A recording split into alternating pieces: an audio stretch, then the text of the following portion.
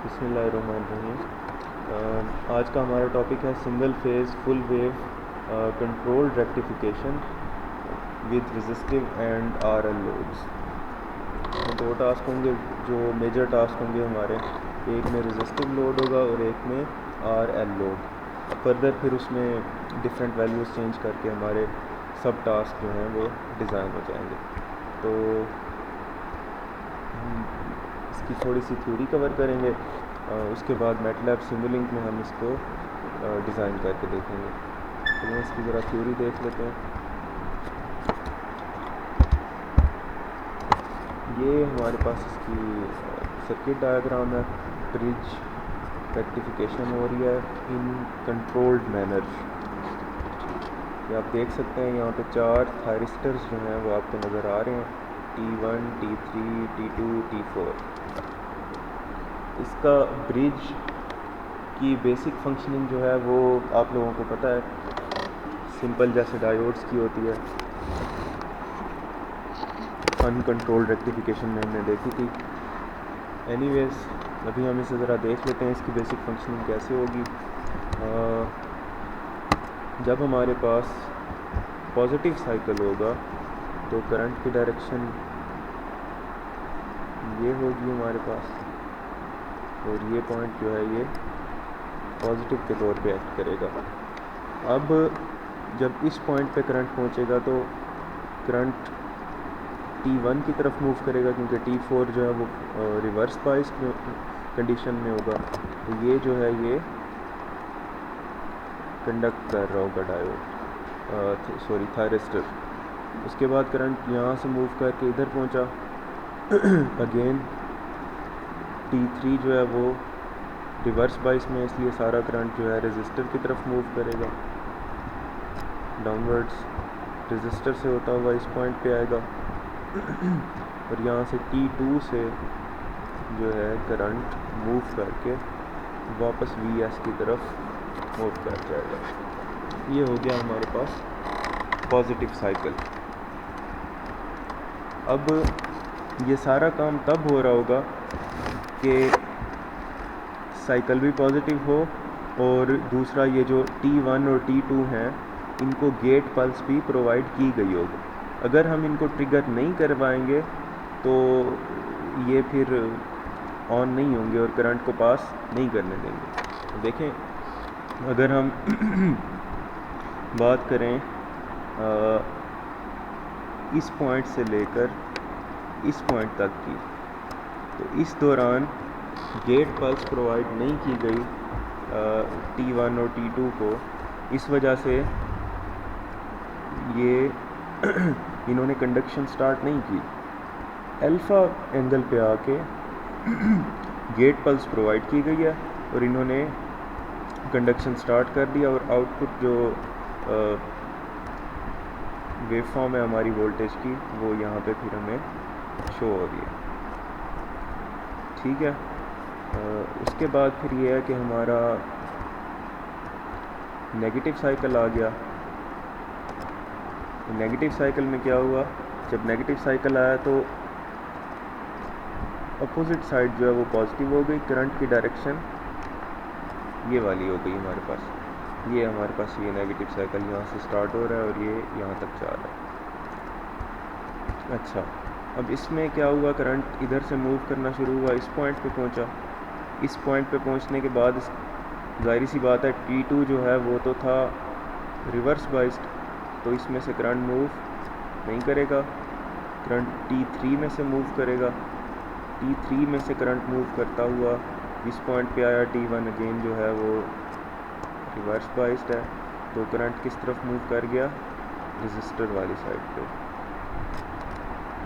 Resistor में से move करता हुआ इस पॉइंट पे आया, यहाँ से इसमें से मूव करके, ये तो रिवर्स बाइस था, इस तरफ मूव कर गया और साइकिल कंप्लीट हो गया।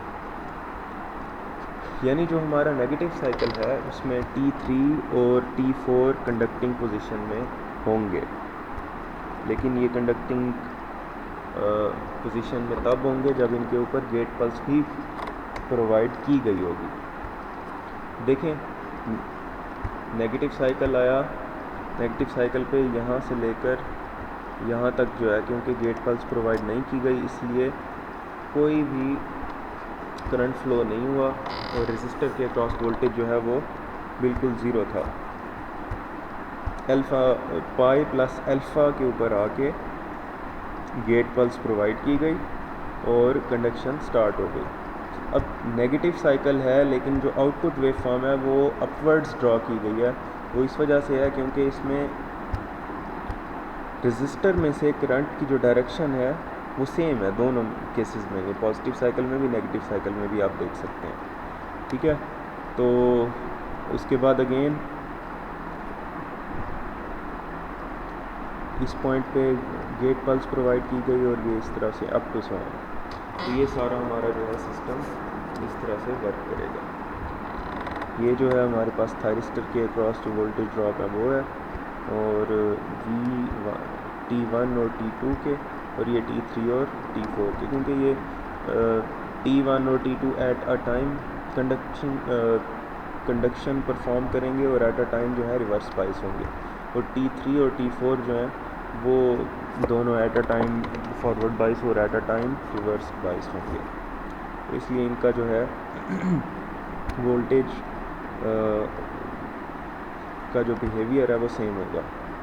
अच्छा, तो ये हो गया हमारे पास एक सिंपल सा फुल वेव कंट्रोल्ड रेक्टिफायर का सर्किट।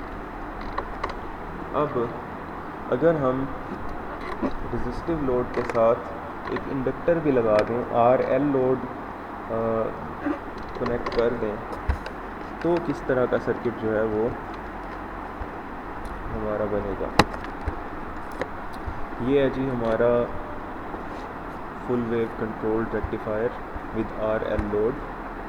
अब इसमें किस तरह का बिहेवियर होगा इसका, तो इसे देख लेते हैं। तो पॉजिटिव साइकिल आएगा, अगेन क्या होगा, करंट यहाँ से मूव करके ये जो है हमारा ये फॉरवर्ड बाइस होगा, और जो T2 है ये हमारा फॉरवर्ड बाइस होगा। करंट की डायरेक्शन ये नीचे की तरफ होगी। इस ब्रांच में से करंट मूव करेगा। अब जब इसमें से करंट मूव कर रहा है तो इंडक्टर जो है ये एनर्जी स्टोर कर लेगा इन फॉर्म ऑफ करंट।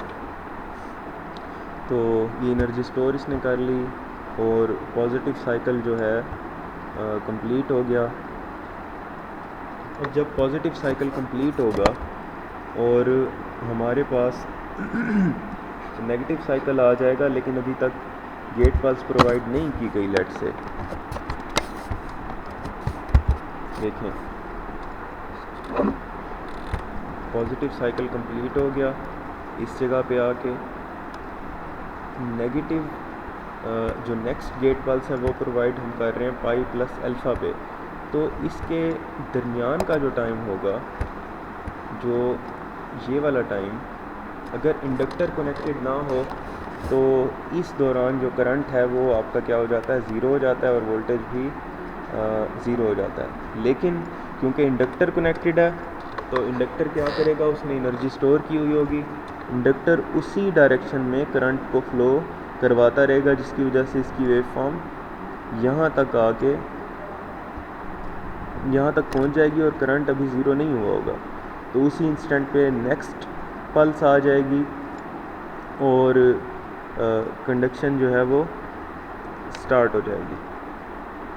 तो नेक्स्ट पल्स आई, कंडक्शन स्टार्ट हुई, करंट उसी तरह से फ्लो करता रहेगा और करंट बिल्कुल भी ज़ीरो नहीं होगा ड्यू टू इंडक्टर। जब हमने सप्लाई कट ऑफ कर दी, ज़ाहिर सी बात है जब हम पल्स प्रोवाइड नहीं करेंगे तो सप्लाई क्या हो जाएगी, कट ऑफ हो जाएगी। मतलब इस ड्यूरेशन में इनमें क्या हो जाएगी, सप्लाई हमारी, ये जो मैं ड्यूरेशन जिन पे लाइंस लगा रहा हूँ, हमने सप्लाई कट ऑफ कर दी थी, लेकिन इस ड्यूरेशन में करंट फ्लो कर रहा है, करंट ज़ीरो नहीं हुआ। वो किसकी वजह से है, इंडक्टर की वजह से। और वोल्टेज की जो वेव फॉर्म्स हैं वो एक्स एक्सिस से नीचे की तरफ ड्रा की गई हैं उसकी रीज़न ये है कि इंडक्टर एज आ सोर्स एक्ट करना शुरू हो जाता है, तो उसकी पोलैरिटी रिवर्स हो जाती है, जिसकी वजह से वो वोल्टेज की वेवफॉर्म नीचे की तरफ ड्रॉ होती है। लेकिन करंट जो है, क्योंकि उसकी डायरेक्शन चेंज नहीं होती, इंडक्टर की प्रॉपर्टी है, तो इस वजह से करंट की डायरेक्शन चेंज नहीं हुई और इसकी वेवफॉर्म ऊपर की तरफ ही ड्रॉ हो गई। तो ये जो है ये वेवफॉर्म्स हैं in case of R L load, जब full wave control rectification perform हो रही है और थायरिस्टर्स कनेक्टेड हैं चारों। तो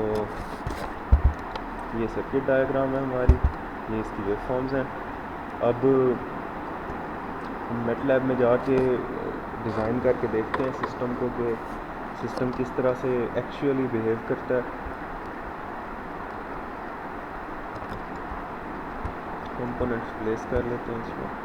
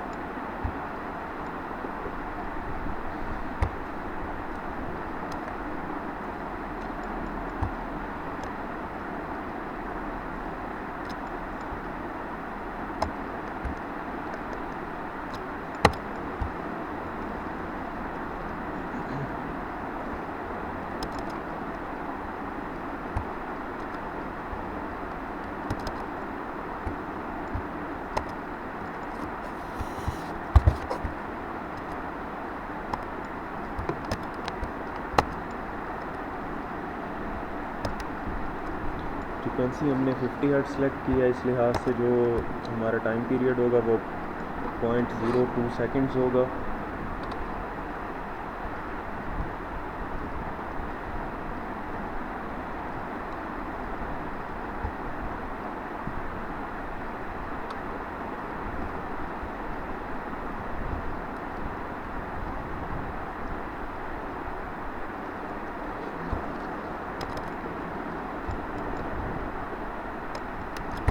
इस जगह पे हम सेलेक्ट करते हैं टोटल टाइम पीरियड कि कितनी देर के बाद नेक्स्ट पल्स जो है हमने वो प्रोवाइड कर लिया। और ये होता है फेज़ डिले, यानी कि अल्फ़ा एंगल जैसे होता है।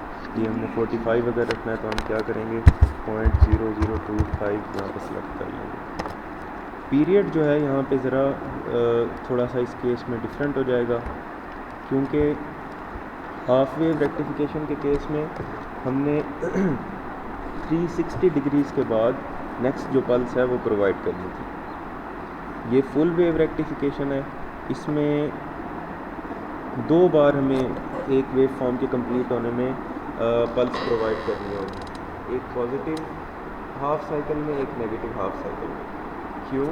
क्योंकि 2 जो थायरिस्टर्स हैं उन्होंने पॉजिटिव साइकिल में कंडक्शन करनी है और 2 ने नेगेटिव साइकिल में। तो इसका मतलब ये हुआ कि अगर एक वेव फॉर्म जो है उसका total time, wave form draw करके देख लेते हैं। ये देखिए, सपोज इस वेव फॉर्म का टोटल टाइम जो है 0.02 सेकंड है।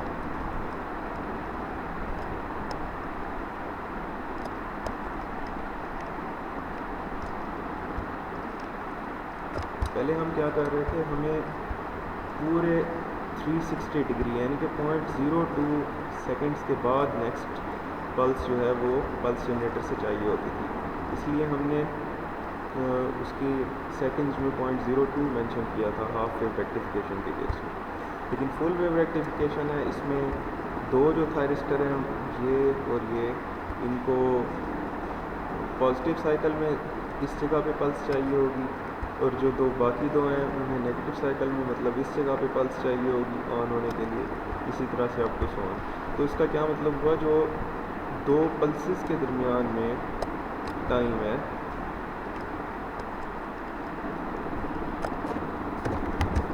जो 2 पल्सेस हैं पल्स जनरेटर प्रोवाइड कर रहा है, उनके दरमियान का जो टाइम है वो कितना हो जाएगा, 0.02 से हाफ हो जाएगा, यानी 0.01 हो जाएगा। या इसे अगर एंगल की फॉर्म में कहें तो 180 डिग्री के बाद हमने नेक्स्ट पल्स प्रोवाइड कर दिया।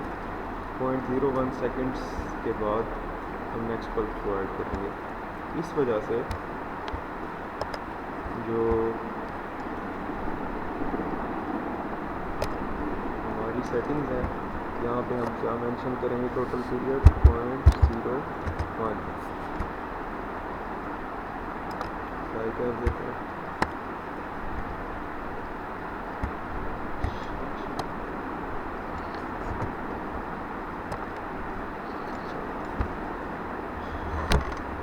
ये हो गया 0.01। इसे सारे थायरिस्टर्स को अप्लाई कर देते हैं।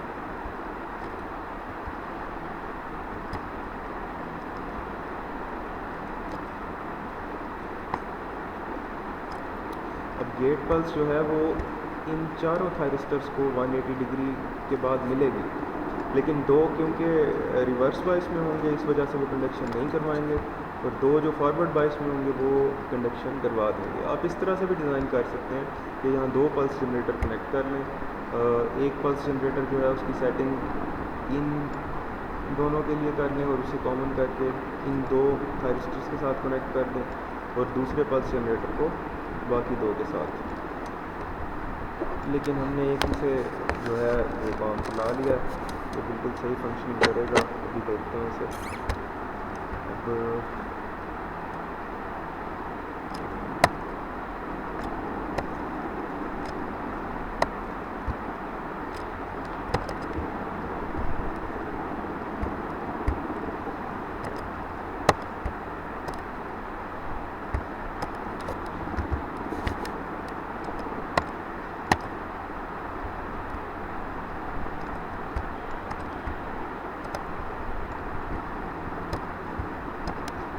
एक और पोर्ट हमारे पास ऑसिलोस्कोप आ गई।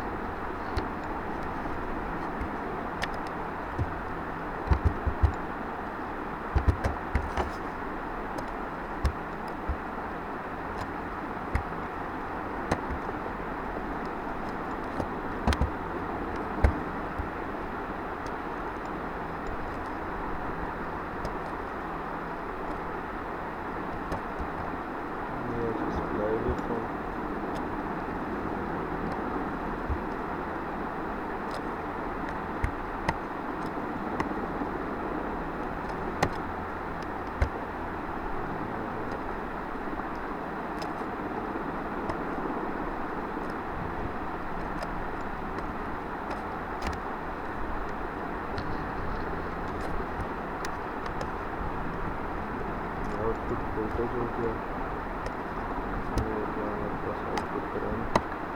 ये हम देखते हैं कि ये पल्स किस टाइम पे प्रोवाइड कर रहे हैं। तो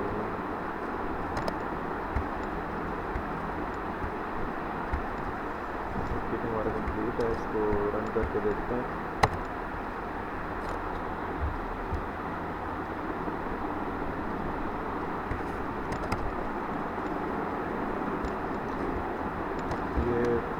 रिजल्ट्स आपके सामने है। ये इनपुट वेव फॉर्म है, ये पल्स जनरेटर की पल्सेस हैं, कितने टाइम के बाद ये पल्स प्रोवाइड कर रहा है। तो पॉजिटिव साइकिल की पल्स जब आई, जब पॉजिटिव साइकिल के दौरान पल्स प्रोवाइड की इसने, तो हमारे दो थायरिस्टर्स जो हैं उन्होंने कंडक्शन स्टार्ट की।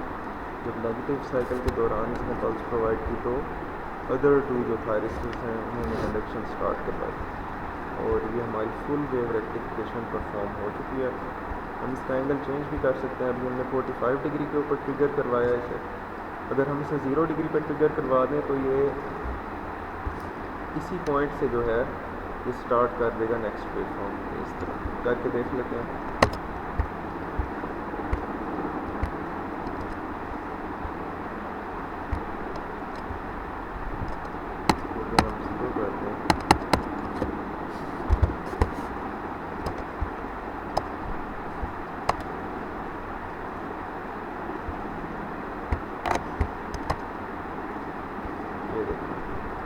क्योंकि फेज़ डिले हमने ज़ीरो कर दिया है, जैसे ही नेक्स्ट वेव फॉर्म स्टार्ट होगी तो इसने पल्स प्रोवाइड कर देंगे, इस वजह से ये दरमियान में कोई भी डिले नहीं आया। इसी तरह से एक और एंगल चेंज करके देख लेते हैं। इसको हम लेट से 90 डिग्री के ऊपर अगर हम करवाना चाह रहे हैं तो 90 डिग्री के लिए यहाँ पे क्या टाइम हमें मेंशन करना होगा, 0.005 सेकेंड्स।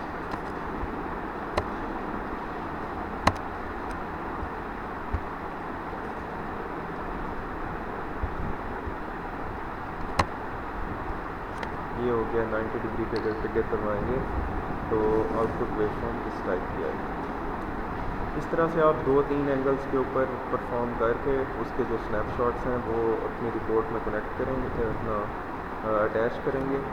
और उसके अलावा RL लोड के लिए आप खुद मॉडल डिज़ाइन करेंगे। सिंपली यहाँ पे रेजिस्टर के साथ एक इंडक्टर कनेक्ट कर देना है, बाकी तो सारा सर्किट सेम रहेगा, सेटिंग्स भी सेम होंगी सारी, और उसके लिए जो रिज़ल्ट्स होंगे उन्हें आप रिकॉर्ड कर लेंगे। ठीक है जी, गुड लक।